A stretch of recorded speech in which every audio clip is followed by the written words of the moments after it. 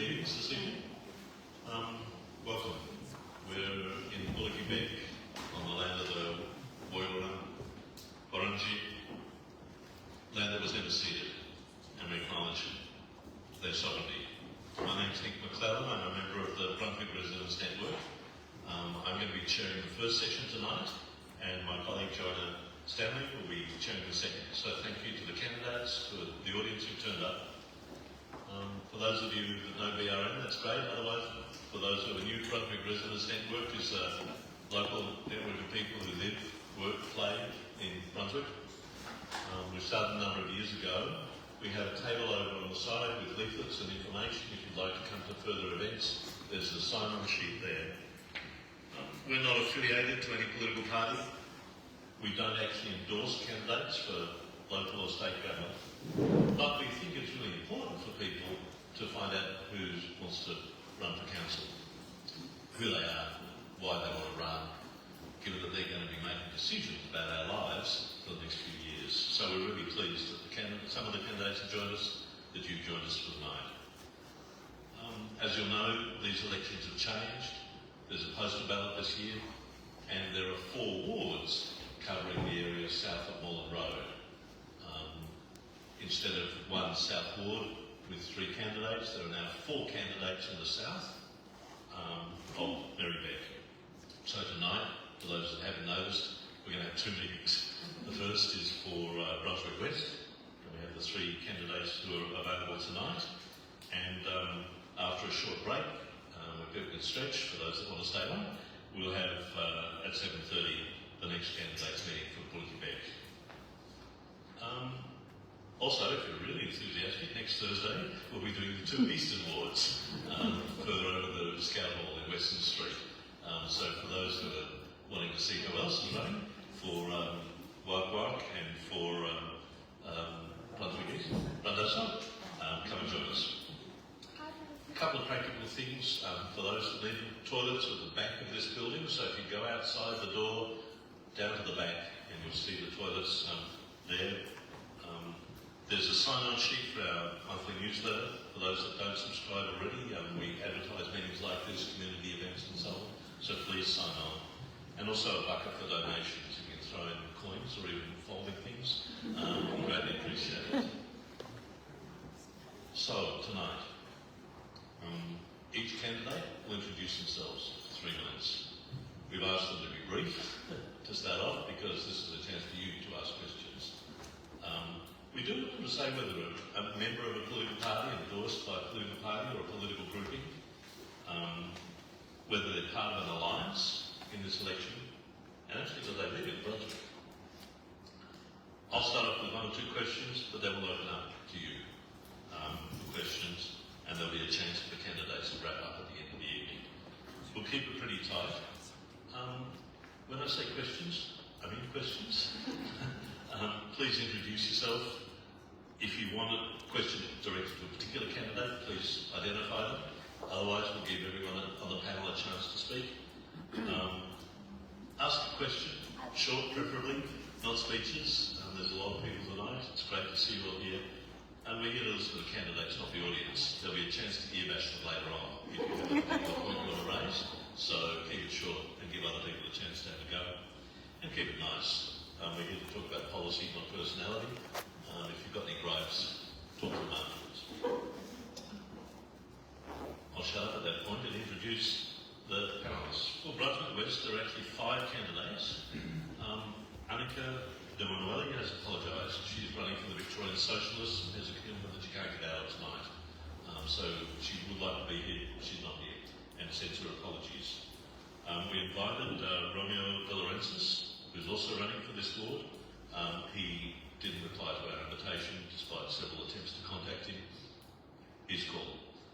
We do have Kathleen Browne, who's here in the middle, Svensson, and Lambros Tapinos.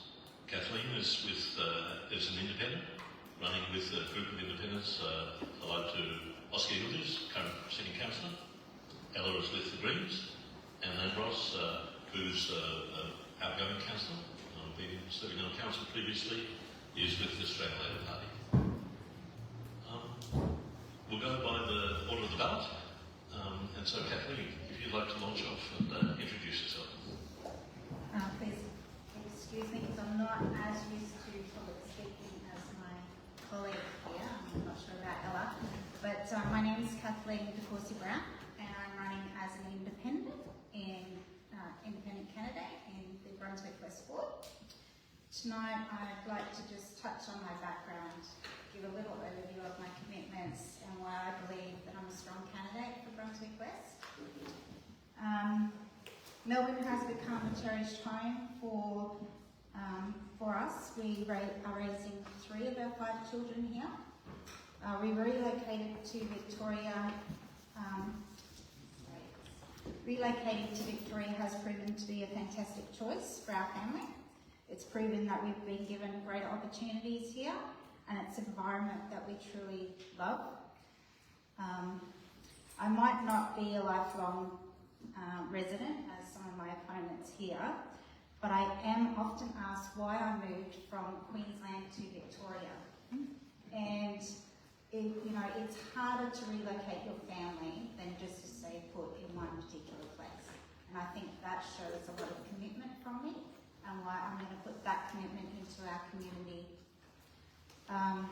I've got 20 years of experience in social and community housing, also in asset management, and that's combined with a lifelong commitment to not-for-profit in the children and youth streams.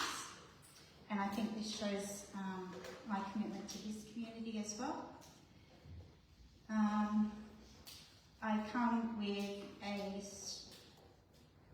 a bunch of, fresh ideas, fresh outlook. Much of my professional experience has evolved around listening to people authentically, showing transparency, and bringing innovative solutions to problems. I have not come into this election with preconceived ideas about being able to change the world. I'm not blinded by my own agenda, and I'm not blinded by a political party.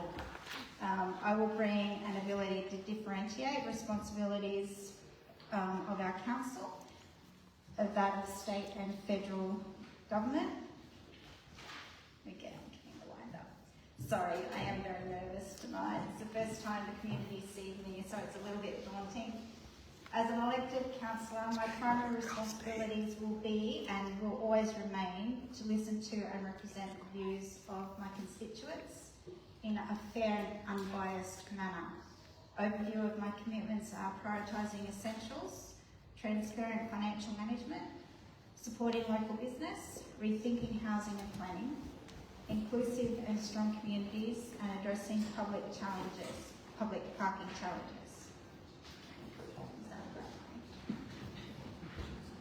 Thank you.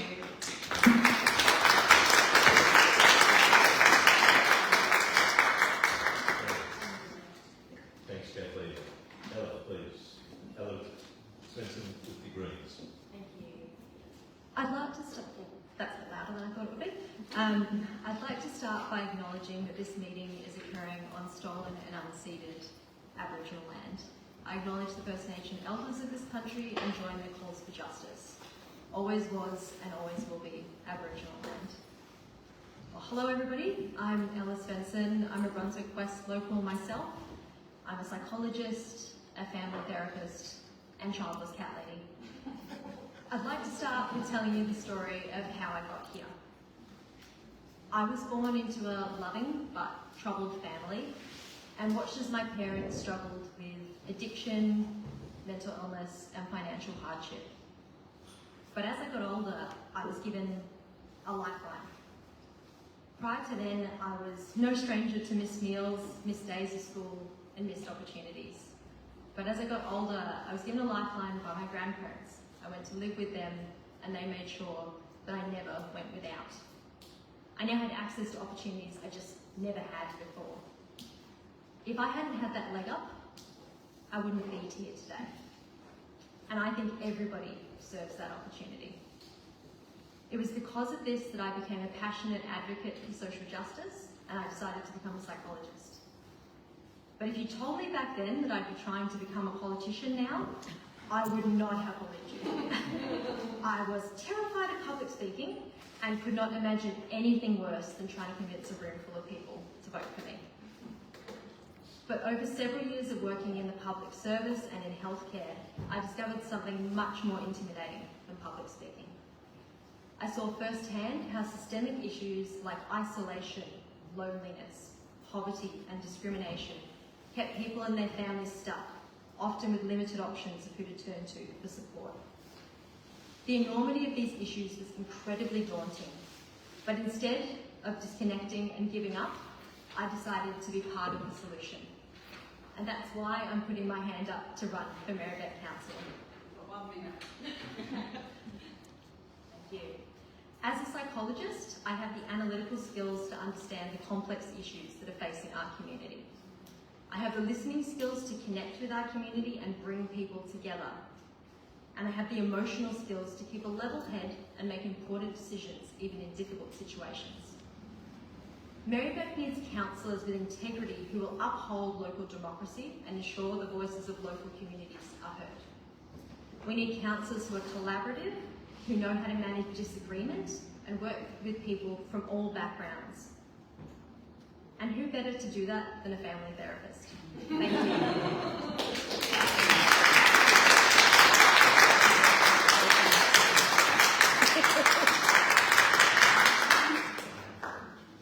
Thanks, Ella. And finally, Lambros Tapinos,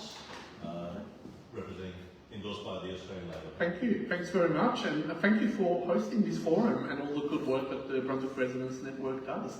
It's been actually quite a pleasure working with you over many years on council, and these are fantastic opportunities for the community. I also like to acknowledge the Wurundjeri people as the traditional owners of the lands that we are having this meeting, and as a councillor I look forward to strengthening Merri-bek's relationship with Wurundjeri and being one of the first councils that signs a local treaty with them, and that's going to be a really great day and a highlight for Merri-bek City Council, as it was when we changed our name recently. I see a lot of familiar faces in the room, and I've only got 3 minutes, so I think most people know me as a former mayor, three-time former mayor, and a former deputy mayor, and certainly an experienced councillor, and one that I would say has always been very responsive and approachable. My number is on the website, it's on all of my material. I think my address is on my material as well. Please, tonight is only the beginning of the conversation. Feel free to give me a call, an email. I want to continue to hear your views about how we can improve our community. I've been able to reflect recently with this election campaign about my contribution here locally. And in doing so, it's quite substantial. Although it's not necessarily things that council would have done anyway, things that, you know, the core business of council, but things I've had an input in that I've been reflecting on, things that I've known would not have happened without me. And I just wanted to mention a couple because I think they're really important. Services. When I first got elected to council, we were closing Meals on Wheels, and we reversed that and changed it and expanded aged care services. Aged care services is my #1 priority on council. Recently, as recent as the last 2 years, it was my initiative that developed an outdoor gardening health program that has been oversubscribed, and I'm so pleased that it got unanimous support from my fellow councillors, and it's growing and expanding. It's these services that we need to encourage and continue. Capital works, whether it's Brunswick Arts, the Brunswick Library, the Lambros Arts Centre. I mean, these are things that would not have happened without my initiative, my strategy on council, which was integral. I mean, the purchasing of the land at the Arts Centre that's going to be open soon was something that I had to fight for on council, and won by 1 vote back then. Look, there is a lot more I can go on, but I wanted to leave you with some closing statements. I'm an experienced councillor that's collaborative and works well with my council team. I've been the president of the BLGA, which specialises in good governance. I bring a mentoring role to new councillors. I bring a support role to the whole organisation. I have institutional knowledge, and with so many incumbents not standing again, and yes, I may not be re-elected, I think that I offer so much to the council that's so important, particularly in the new coming term, which has so many challenges. Thank you very much.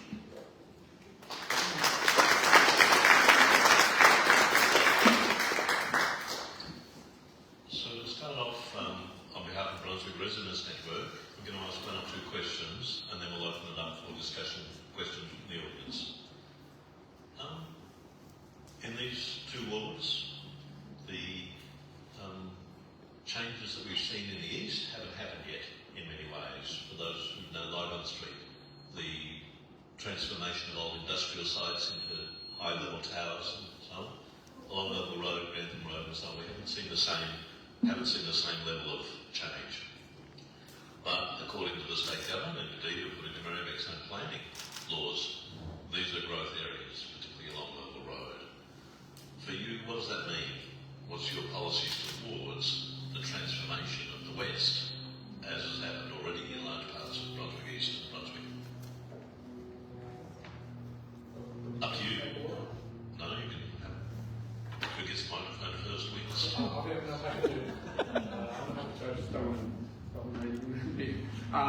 Look, so the state government has said that they want to accommodate in our planning scheme up to 7,000 more residents and homes. And certainly we need homes, we have a housing crisis, but I think that's got to be done right.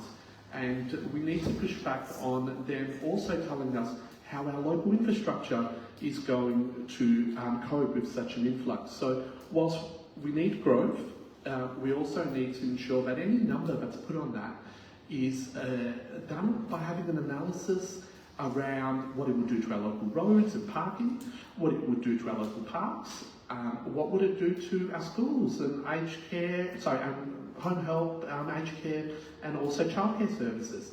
So it's got to be linked to capacity, infrastructure and services. But look, if it's good design, we want to see it in our city.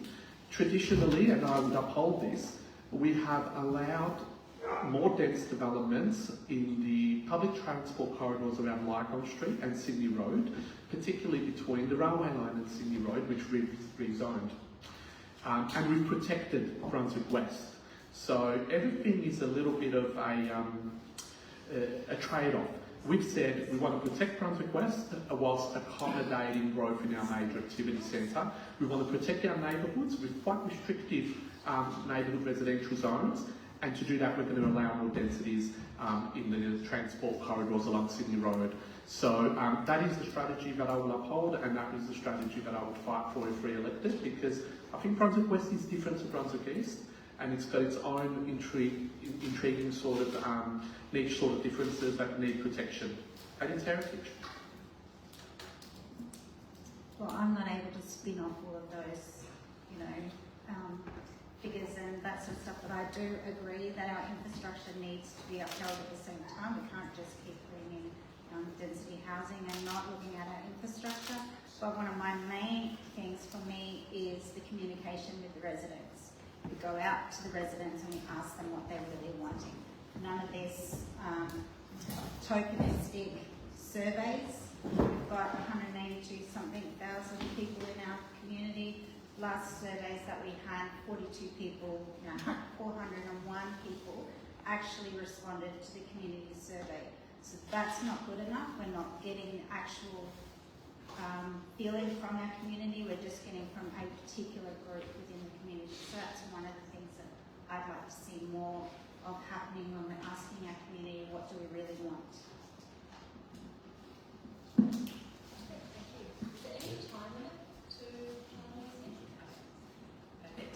I do think Brunswick West is kind of in some ways like the forgotten sibling of the other Brunswicks. When you think about shopping centre destinations, you often think of Sydney Road, you think of Lygon Street, you never think of Union Square. Nobody goes unexcited to go to the Square of Despair. I shouldn't say nobody, but not me. I think it's similar, it's also reflected in our green spaces. We look at the beautiful Merri Creek and how that was restored and renaturalised, and then we look over the Moonee Ponds Creek in Brunswick West, or otherwise known as the Moonee Ponds Storm Drain. And I think we can see that Brunswick West hasn't always received the same amount of attention as the other Brunswicks. But as we're increasing the density of Brunswick, we really need to think about how we can take better care of the community. And I agree with what Kathleen said, that I think an essential part of that is speaking to the community, actually going out and consulting with people about their vision. What is the community's vision for Brunswick West? I want to see a renaturalised Moonee Ponds Creek. I want to see a revitalised Melville Road and Union Square shopping precinct. But I also want to hear from the community what they want for the area. And I think we do need to do a much better job of engaging with the community. I don't know about you, but I think we're a bit of an unusual bunch. We're the ones who are really, really engaged with politics. We're coming up and you're asking questions of the people who want to be your elected representatives. But the average person in the community isn't doing that.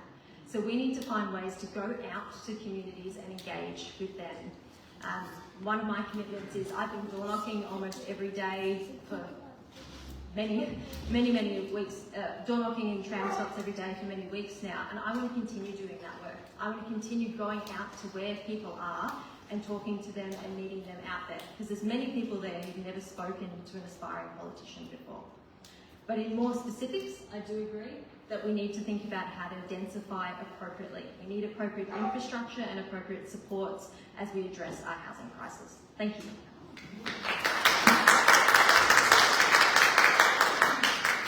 Hang on to that, Heather, and we'll go back the other direction. You mentioned Melville Road, Grantham Road. One of the big debates around the whole of the South Ward has been about safety and about transport. These are major traffic sewers coming through the north, and there are also areas where people are living, working, shopping, and so on. There's a tension between people moving from the northern suburbs through our neighbourhoods and the way in which people move around our neighbourhoods. For the West, what do you think are the priorities to address questions of transport, and particularly transport safety? Yeah, that's a great question. I recently had a chat with Walk on Merri-bek about what we can do to increase pedestrian safety. Increase pedestrian safety along the 58 route, so along Melville Road, along Dawson Street, all down that route.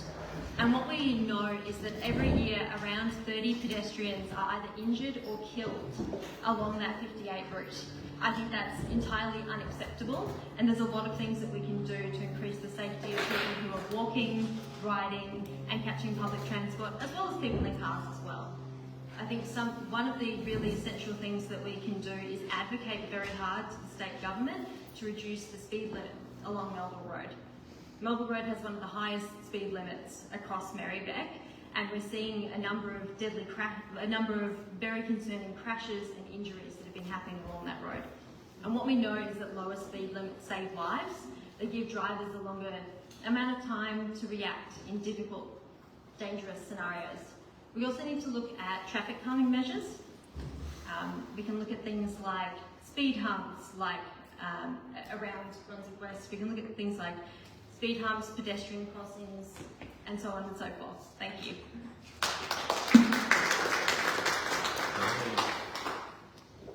Can I disrupt things because our fourth candidate has arrived, and I might give him a chance to introduce himself before we go on to talk about this. So Romeo Delorenzis is running as an independent candidate for Brunswick West. If you just take 2 or 3 minutes to introduce yourself. Okay. My name is Romeo. I've actually grew up in West Brunswick. I live across the park. I used to live across the Temple Park, if anyone of you knows. And also I've been living since 1972. You see I'm pretty old. All the oldies in there. I've actually put a list of 10 points which I'm standing in the morning. And I just, if I can. 3 minutes? 3 minutes. Well, I will be advocating for council central and transparency. Our rates have increased through the years. Council wasting millions of dollars. Our rates including for charges of a city name from all to Merri-bek, which I don't know what will spend all that money. I will be advocating for the council that should stop supporting foreign affairs policy, like wars, Ukraine wars, Israeli wars, Middle East, and all this stuff. I will be advocating for council rate to be reduced. I got a formula to do. I'll be proposing that. I believe, look, I believe the rent is going up. Strongly the poor renters these days. And definitely, with my formula, maybe a few renters, their rent will come down, okay? I don't think anybody else has a proposal for that. Anyway, otherwise, and bike paths, they become roadworthy. If you look at it, they've got potholes. There are potholes everywhere. They're damaging our cars, but also endangering bike riders. It shouldn't be like that, right? I'll be advocating for more regular maintenance. Number 6, I advocate that public waterways, including drain, lakes, be clean and maintained more regularly. And this will help to eliminate potential floods and keep our natural environment clean. I'll be advocating to encourage the installation of more electric vehicle chargers. There's a lot of places that I can't go around and see, every day. And the only place that I don't know you can only charge at the model council. I think there should be more charges around. I will be advocating for the plastic beverage containers should be removed from all supermarkets and replaced with glass beverage containers in the city model, and under the understanding that it is a government and more national issue. I will be advocating for 2 tip vouchers a year, like they are issued in Brothers to Brothers residents in the city of Brunswick. Because we, our rubbish, sometimes we don't know what to do, especially with the our rubbish, we have to bring up the council and that.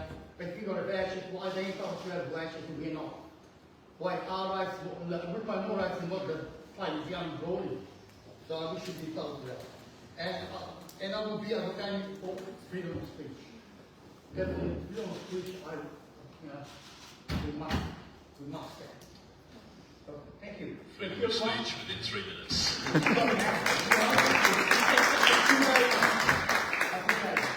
So, thanks for joining us late. Sorry, man. We're going to go back to the question of transport, traffic, safety. If Kathleen or Lambros wanted to add anything, otherwise we'll open it up to the floor. I will just quickly touch, as I said. For me, yes, we need to advocate heavily with state government, but we can't not listen to what our residents want. If they don't want reduced speed limits, they don't want the speed bumps, then that's what I'll listen to. If they do, then I'll advocate heavily for that. But if it's contradictory to that, then that will be my application. I will be listening to what the residents are telling me. As I said before, I haven't come into this with any preconceived policies or anything like that. I will be relying on what the residents are asking for. Thank you. I hope there's going to be a question on the economic development front, because I'd love to talk about that in Melbourne Road as well. But I'll try to stick to safety. About a year ago, I moved at the council meeting a report around what we could do for Melbourne Road. And it was after we had a tragic fatality on High Street in Melbourne Road. So it included things like decreasing the speed limit. It included things like the sinking the lights to enable pedestrians more time. It included things like elevated thresholds and a whole range of items, and it really is a big priority for me. I've also spoken personally to Danny Pearson, the Minister, and I guess the difference between me and I guess my other opponents for this election is that you can't do anything on Melbourne Road without the Department of Transport and the state government. And what I bring to the table is strong advocacy, knowing the Minister, being a member of the Labor Party, which is the party of government in Victoria. My advocacy would be the advocacy that delivers for Melbourne Road traffic and safety. A lot of the other political parties on council, I hear their speeches every day in the chamber, and they attack the state government. The relationship is not very good, I must admit. In fact, I'm probably one of the only people that the state government on council will listen to. I put that out there that if you want an item of advocacy, the Labor councillors can deliver that more than Greens or Independents or anyone else, because we know the ministers. We see them on a regular basis and we advocate for it. And I can tell you the state bureaucracy moves very, very slowly. Without the minister and other political pressure, things don't happen. And I can tell you that from my experience. Most things that have happened in this city that require advocacy have happened because of Labor councillors picking up the phone and talking to ministers directly. And that's what I'll do for Melville Road. That's a good explanation. Now we know how it works. Excuse me, we can stop the banter.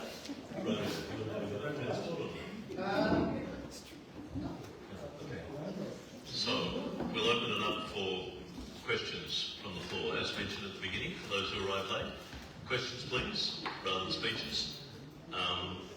Please indicate if you want to have the question to a particular candidate, and then for others, we'll give everyone a go.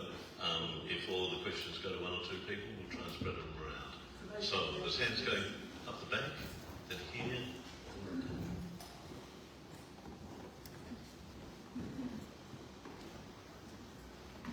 Please, lady in the back with the purple glove there. Yeah, this is for any candidate. First of all, I acknowledge I'm on stolen land, sovereignty never ceded. I honour the First Nations people, elders past, present and emerging. This is about public housing, not social housing or community housing. I don't represent a political party. I represent an organisation that supports public housing. I'm from the far west of Brunswick, west of the freeway. We're the poorest area in Brunswick, and probably Brunswick West. We've got 2 public housing estates still there, 1 walk-up and 1 unit. We've also got spot purchase public housing, because where I live is row upon row of medium density housing. We've also got a lot of people on the NRAS. Excuse me, would you mind asking a question to Yeah. them? What are you people going to do in advocating for public housing, putting pressure on the state government to maintain, defend and extend public housing, not social housing, not community housing, but public housing? We've lost 1 estate in West Brunswick. We don't want to lose any more.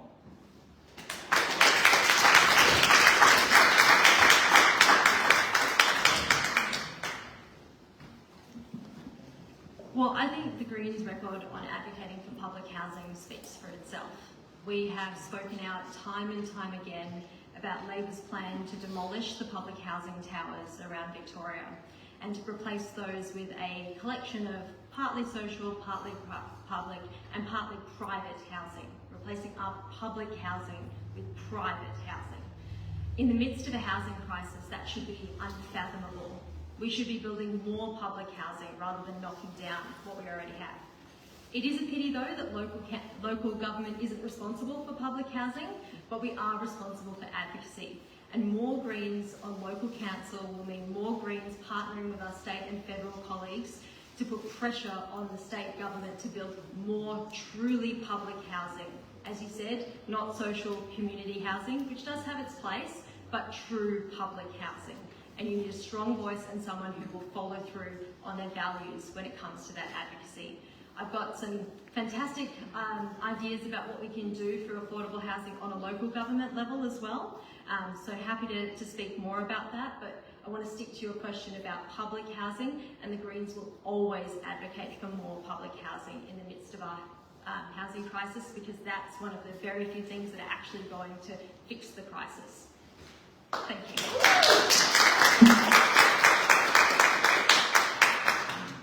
I'm not opposed to public housing. I've worked with public housing for 20 years. But there is some legitimacy to the fact that the more public housing we put in one spot, then that then flows on to our crime rate. So we need to do it in a peppered process so that we don't have all of our public housing located in one spot. Otherwise, we're putting police beats in our public housing estates. Thank you. We are in a housing crisis, and I fully agree with the resident there. Sometimes you hear the words affordable housing. What does that actually mean? The real crisis is in social housing and bringing down that list, that waiting list, which is so long. But I think the state government, with its Big Build program, is really starting to address this now, with support from the federal government as well.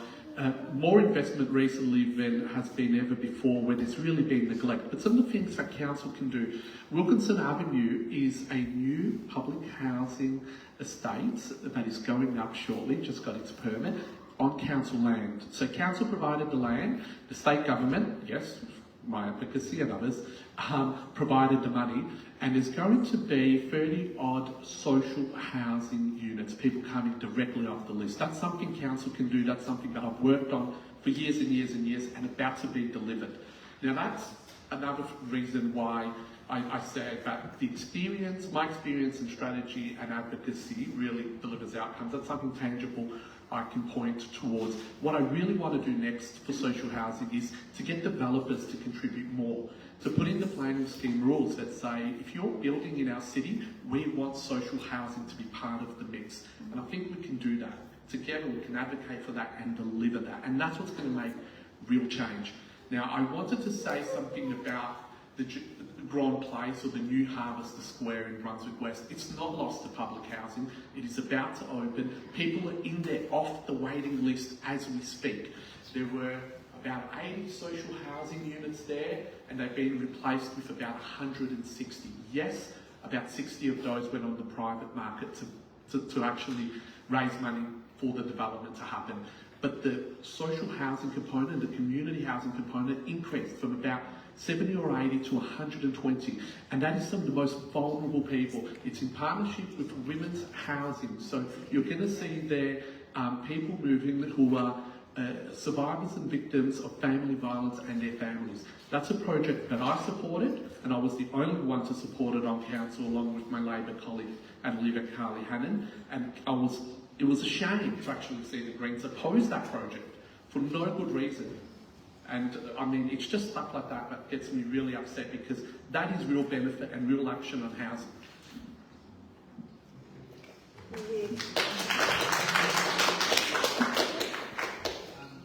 concur with this young lady, but in relation to public housing, I'd just like to include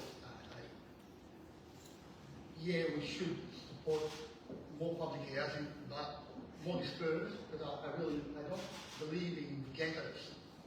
And not only that, but more public housing in one spot, and you sort of tend to all the resident, like, treat them differently, like lower, like a lower class, and it shouldn't be that way. And yeah, that's all I want to say.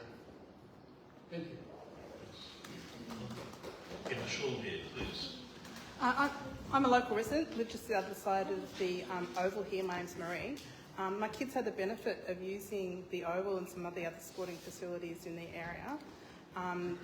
They've now not kids anymore, but then at that time there were a few programs to help upgrade, particularly in getting women access to the changing facilities. I just want to know what your ideas are for how you can further develop the sporting facilities, and what your vision are for the sporting communities in the area. Is that directed to anyone? No, to everyone. To everyone. Kathleen. Kathleen, go ahead. I was just going to say, as a mum of 5, I understand the importance of sporting facilities, and also the fact of accessibility to those sporting facilities. I had a look at the council plan, and there are a number of oval upgrades and sporting facility upgrades that have been highlighted. So I do think that the council has been working towards a lot of that. It has to be in planned,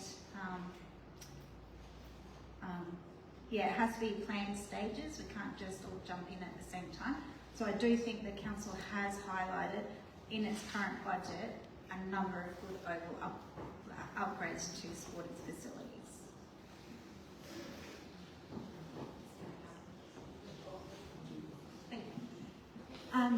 I think community sport is absolutely integral in bringing our community together, from young people to across the entire lifespan. And this morning I actually met with the Brunswick Hockey Club to talk about their visions for the future. I think they're a fantastic example of a really inclusive sporting club. And I'll just use them as a case example, but I think we should be supporting multiple clubs across multiple different sports and sporting facilities for them. They're a club who I was learning this morning about how they managed to get from about 20% representation of girls and women at their club to almost parity now. They're at 48%. And they're a club that's really focused on social cohesion and community and providing cheap, accessible sport for everybody. But they're struggling because they've outgrown the space that they have. They share at Brunswick Secondary. So we were talking about upgrades to other spaces so that they can have a space to play, so that they can have a space to grow. And I'm really proud that the Green Zone Council, they supported a feasibility study that looked into, for the Brunswick Hockey Club, where are some areas where we could upgrade sporting facilities, and an area was identified out in Coburg, right behind the town hall. And it's a wonderful looking proposal, but it's at a stage now where it needs to go for community consultation.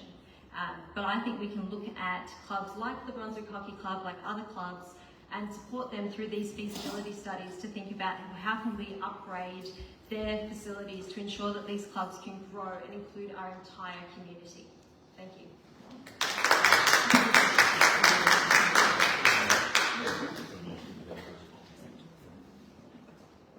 As obviously, if I get elected, at the moment I don't know what budget the council has to put towards the clubs, but I do have 3 grandchildren which play soccer, and every weekend I watch them play soccer every Sunday. So hopefully, if you guys elect me, both of me, and I do get elected, obviously I will definitely look at the expenditure for the clubs, because I love watching soccer, especially my big children play. So obviously I love the children as well. So vote for me, and hopefully I will look at that, okay? Put more money to it. Great. Look, community sports is the fabric of our society. It's not just about sports, it's about social interactions and community comes together. And through these clubs, they do that. They hold so many functions and do so much great work. When I first got elected to council, one of the first policies, I know a long time ago, was amending the ground allocation to include that clubs must have juniors and women's teams. And that was a revolutionary sort of policy at the time. And since then, every club has women's and juniors teams and growing. And look, things like AFLW has really helped encourage the growth of the sport. So over the last few years, council, and I've supported all of these, has been changing pavilions and change rooms to make them gender friendly for women and children. Upgrades that haven't happened since the 60s and 70s. And those upgrades are critical in encouraging more women and juniors to take up sports. Alan mentioned the hockey club. I'm very supportive of that proposal. I've been working on it for 4 years, and I'm really pleased to see that hopefully go through and happen at McDonald Reserve.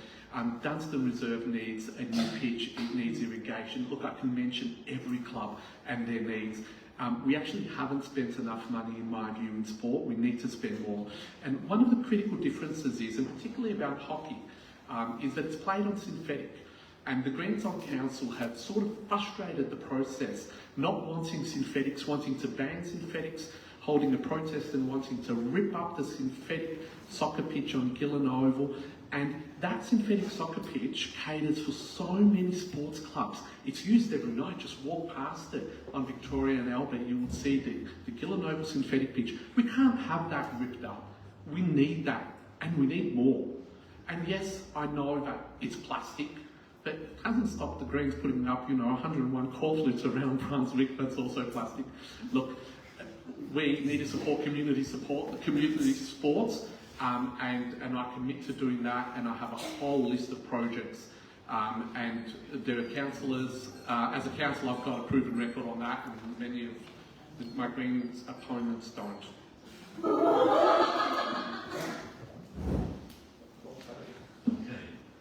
There's a question from Linda here, and then up the back and over here. Please, if you want to just direct your question to one candidate, that's fine, but otherwise we'll continue giving everyone a go. Thank you. My name's Linda Parlane. I live very locally. I've only moved here in the last couple of months after spending 30-something years in Coburg. So I'm still getting to know the neighbourhood. I've got a question about traffic and transport for everybody, but a kind of sub-question for you, Lambros. In Coburg, where I used to live, there's been a recent council decision to have a community consultation about traffic calming in Barrow Street, which is the next street to where I used to live. And I was really pleased to see that that got taken up by council, just to consult the community about a trial to see what it would be like to close the street to through traffic and to encourage more cycling, walking, etc. On the same night at council, I believe, a similar proposal for Pearson Street was tested for a consultation about a trial, and council knocked that back, and I believe, Lambros, that you particularly didn't vote for that, and I'm wondering why you didn't vote for community consultation about that project, and I'd like to know what the other people would do if they were faced with that choice to have community consultation about a trial road closure. Thank you. No, I didn't vote for it. I actually championed and lobbied my colleagues to not have it, and I'll tell you why. Road closures don't solve traffic problems, they do disperse traffic. The theory around road closures is to move traffic away from smaller suburban streets onto bigger roads. Now, Pearson Street, and I'm sure everyone has probably driven along Pearson Street, is quite a large road. If we were to close Pearson and Albion at Albion Street, what you'll be doing is dispersing all of the cars to the smaller streets nearby as cars attempt to cut the corner. So, does anyone live on Hope Street? If you live on Hope Street and we had closed Pearson, you can expect that there will be more traffic on Hope Street. How about Hamilton Street? All of those little side streets going right through to South Daly, all of those will experience more traffic. So it might be beneficial for those right on Pearson Street at that corner, but it will actually be a traffic disaster for everyone else because people will just cut the corner. So I'm a big supporter of road closures. Under my leadership, we've implemented them at John Street, at Sumner, and of course at Wilson Avenue, and I'm advocating for even more road closures in the future, but they've got to make sense. They really do. And the Pearson one just did it to me. Now, in regards to Barrow Street, I'm happy to have a look at what the trial would bring. It's not just consultation, it's actually closing the road. What was proposed was closing the road for a year, because that's what a trial is. It's actually consultation about the consultation occurs during the road closure, and that's what's happening at Barrow Street. We're going to be closing that road in early next year. Barrow Street, I voted for it and against it. Barrow Street has a school, St Bernard's, and they're opposed to it. I find it really difficult to actually make a traffic intervention when the local school that's 200 metres away is opposed to it. I don't think that's community consultation. We've heard a lot about community consultation, but when you have a school that's right on there saying we don't want it, and you force it down their necks, I think that's a recipe for disaster, and I think that's all come out in the consultation. We need to work with the school. We'll find a solution for Barrow Street and Pearson Street and a lot of the others as well. But thank you for your question. I'm certainly not opposed to community consultation, but I too, on the other hand, would support Lambros in the fact that if our schools are saying not to close that road, then I certainly would be looking at why that would be, and I would support that.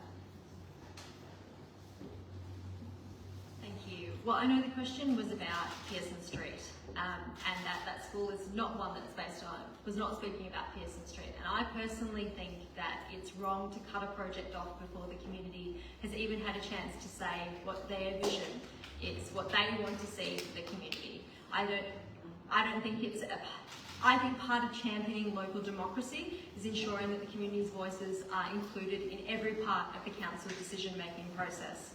So if we went out to consultation and the community resoundingly said no to the closure of Pearson Street, we would have to listen to that. But to cut off that process before we even had a chance to speak, I think is wrong. And I do think there's a lot of evidence that road closures and modal filtering, as it's called, can have wonderful effects on the local community, even when they are larger roads.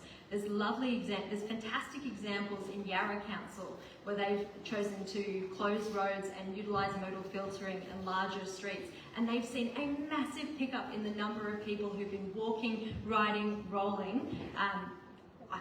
Canning Street's an example where you've got people who are, the numbers of cyclists you see there every day is astronomical, and I would love to see that for more of Brunswick.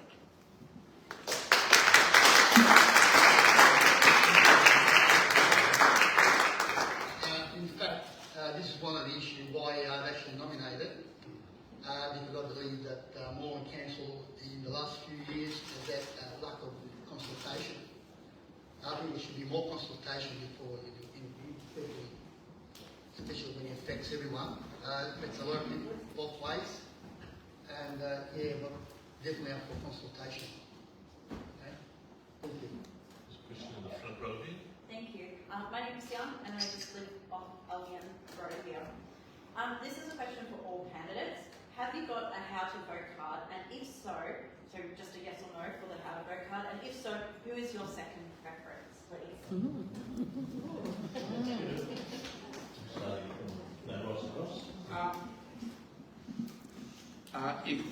If you live in Brunswick West, you will be receiving my How to Vote card in the mail. Yes, of course I have one. I've always had one. I think it's important, particularly because we have a very diverse, linguistically diverse community that does need some guidance with the voting. And I have always had feedback that it's very useful for them. I haven't determined all of my preferences just of yet, but I have reached out to some candidates, and Kathleen reached out very quickly, and we had a coffee, and I think we see eye to eye on a lot of things in regards to economic development for our area. So I'm committing to put Kathleen second. I have Ella at 3 at the moment. We haven't caught up. I haven't been able to get her phone number to catch up, but I think that the Greens and I see eye to eye on a lot of our policies, and actually, we debate as we are tonight, but if you actually look at all of the things we do on council, 80%, 90% of the time we vote quite common together, so I'm supporting the Greens, and the Socialists and Romeo are probably going to take the other 2 spots, but I'm yet to meet with Anneke as well, so work in progress. Thank you. Yes, my How to Vote cards are currently being printed, and as Lambros said, we've discussed some of the issues on council, and I have committed to putting him second. I have reached out to the others, and I've had discussions with Romeo. Until tonight, I wasn't sure if he was still running. Yes, I believe that I'm more aligned with some of the decisions that Labor has made on there, but I'm also 3 independent candidates that councillors who currently sit on council are more my alignment, but in this team of candidates, yes, Lambros will be second, and as I said, I've only just had email conversation with Ella tonight, and as I said, that will be coming out in the mailbox over the next couple of weeks as we continue to walk our 11,000 steps a day. What I can say is, as Kathleen's the only candidate that's reached out to me about preferencing, I have reached out to the Socialists, but unfortunately didn't hear back from them. What I can say is I'm not directing I'm not asking people to direct preferences in any particular way. What I'm saying to residents when I'm out talking to them is to vote in line with your values. If you want to vote for a truly progressive candidate, I'm your option. But to have a real think about who the other candidates are and whether your values align with the platform that they're putting forward. And I am disappointed to see other people at the table preferencing people with more conservative platforms over progressive voices. I think Brunswick is a truly progressive community. Not that long ago, the ABC actually said we're the most progressive electorate when you look at wills in the entire country. I think we need a progressive voice to represent that electorate, someone who will live their values and act on council accordingly.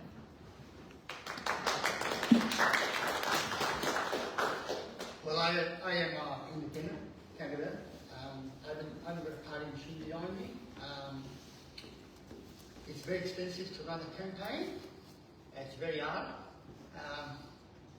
Staying for nothing. I still haven't done my flyers yet. I intend to do it probably next week, if I can.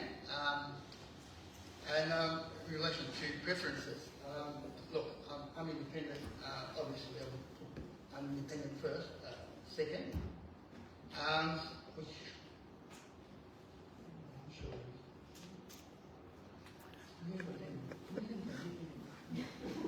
Sorry. So Kathleen, is it Kathleen? Yeah. So I will be putting Kathleen second, obviously, because I'm and then obviously Mr. Alcino. I like putting third. Fourth. Well, any kind of five, yes. So fourth, I probably be putting. Sorry guys, I'm looking for your vote. I'm sorry, we are really short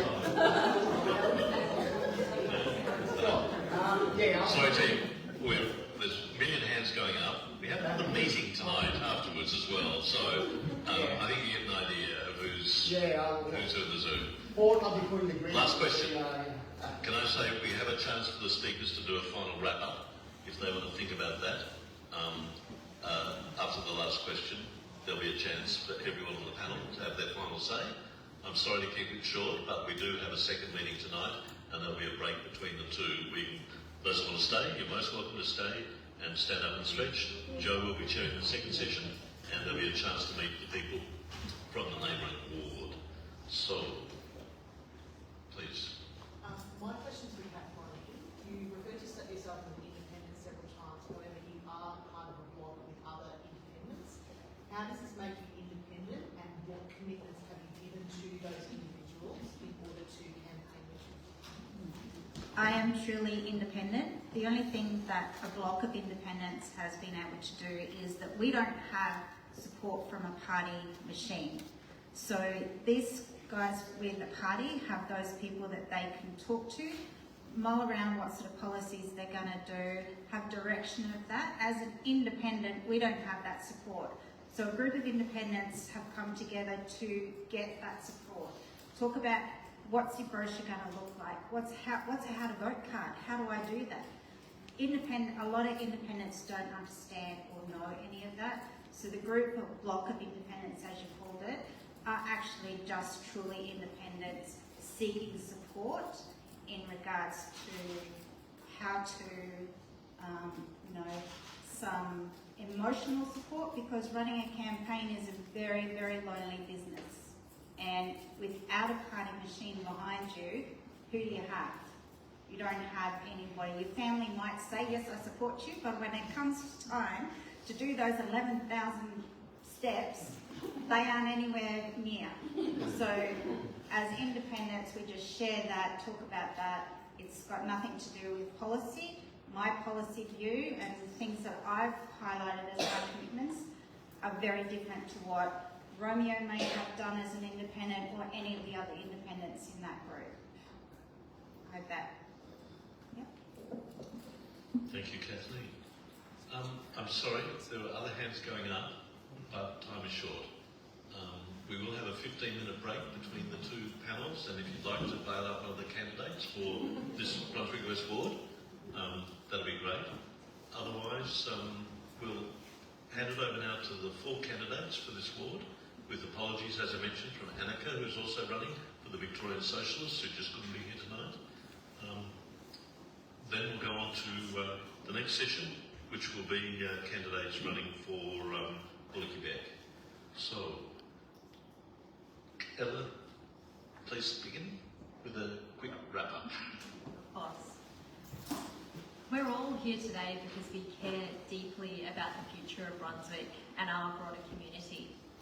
I've been out speaking to residents most days over the last several weeks, and I've heard time and time again that what people love about Brunswick is our diverse and welcoming culture.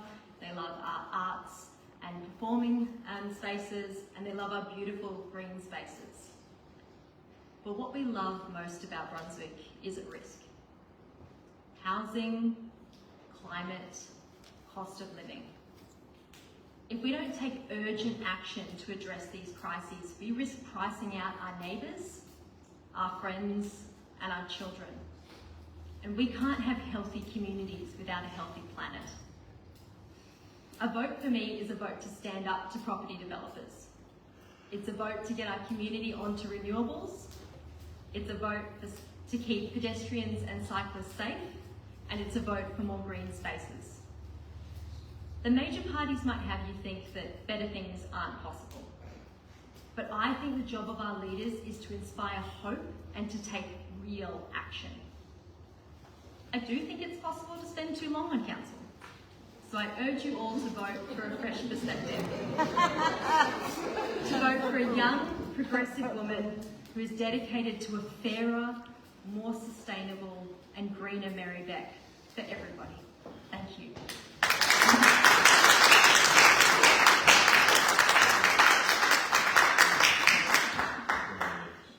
Obviously, I am for the environment. I've heard some of the things, and look, especially Brunswick is the best.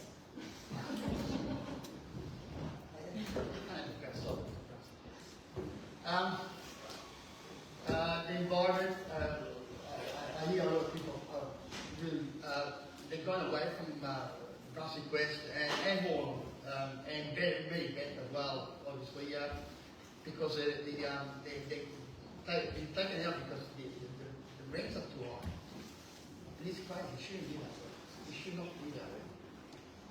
You know, we've got this beautiful, we've got a beautiful city. Why should they have to move, especially some people that have been forced to move because of the rent?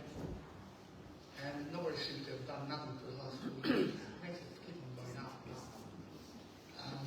Everyone keeps on saying, oh, well, what can we do with just the council? There's nothing to minimise rent. You know, it's a lot of rights. A lot of rights. They'll you know, maybe do some deals with the landlords through the council, lower your rates, so why you like the rent, make a deal. I'll give you, $3 to do that. You like $10 a week. We'll like $10 a week on the rent.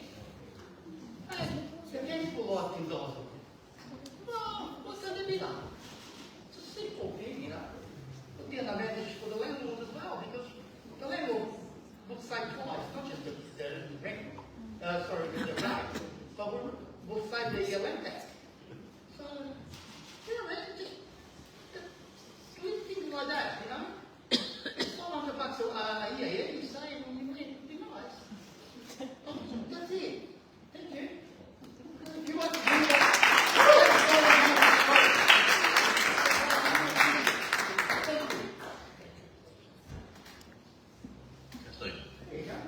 as I've mentioned here tonight, I haven't come into this election with any preconceived ideas about saving the world, or I'm not blinded by my own agenda or that of a political party.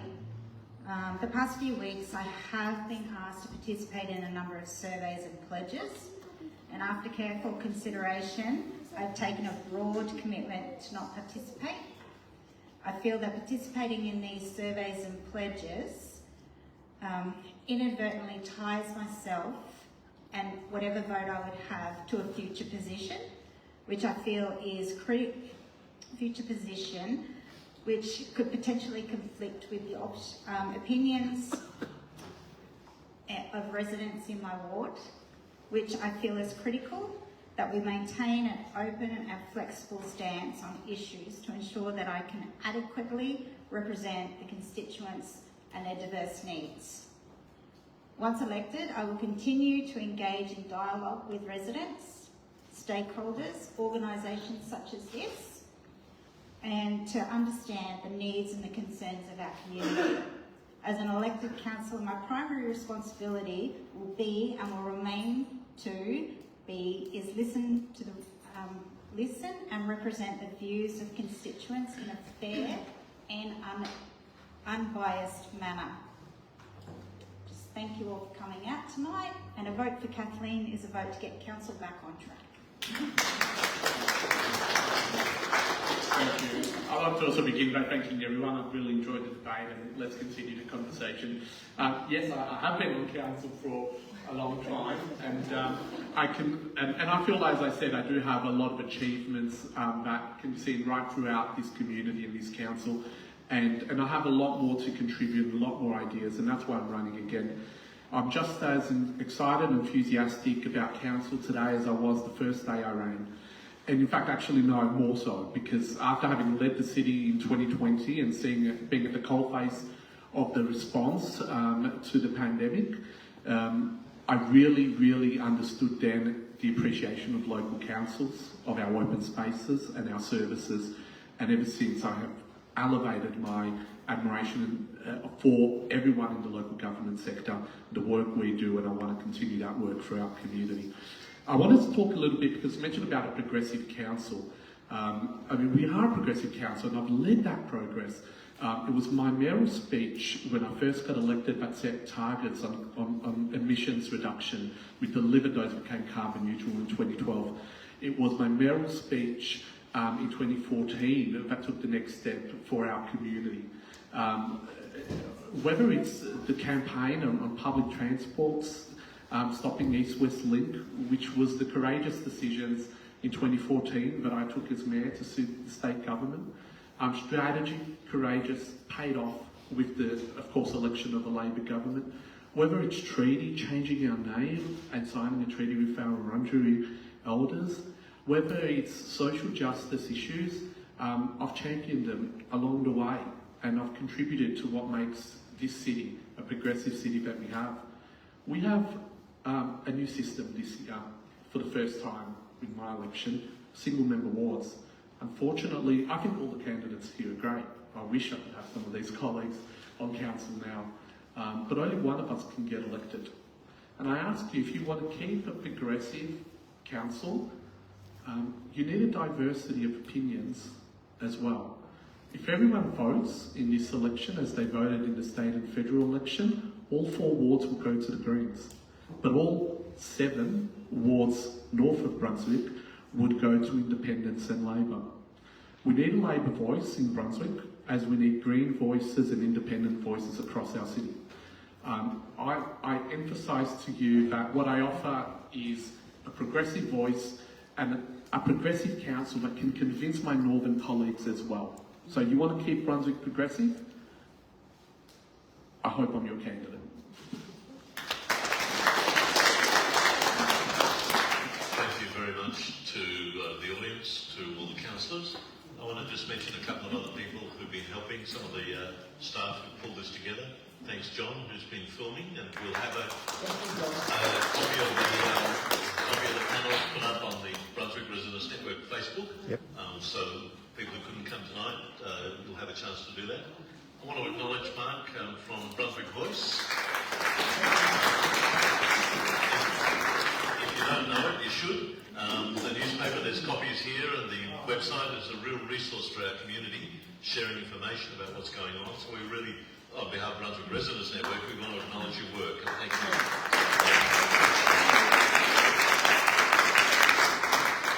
Some people may be slipping away. I just want to say, mail out of postal ballots begins on Tuesday the 7th of October. It's a postal vote this year, not a turnout.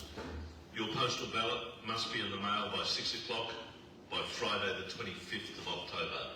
So there's still time to go before you put pen to paper, but they've got to be in the mail by the 25th.